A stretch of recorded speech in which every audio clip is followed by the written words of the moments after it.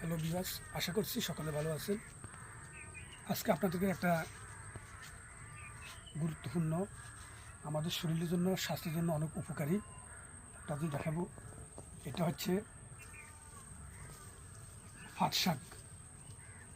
পাট শাক বলে, চট্টগ্রামের ভাষায় নারী শাক বলে, এবং আমাদের নোয়াখালী ভাষায় নেচা শাক বলে। এটা আমাদের শরীরের জন্য অনেক উপকারী একটা শাক, নারী শাক। তো এই নারী শাকগুলো আমরা ভাজি করে খেতে পারি এবং ডাউল দিয়ে রান্না করে খেতে পারি। এগুলো আমাদের স্বাস্থ্যের জন্য অনেক উপকারী,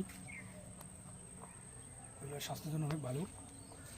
দেখেন এগুলোতে ফুল থেকে এই যে ফুল থেকে ফলা বেশি আসছে, এগুলো আমরা রোপণ করলে আমরা এগুলো এখান থেকে আরও আমরা নতুনভাবে উৎপাদন করতে পারবো।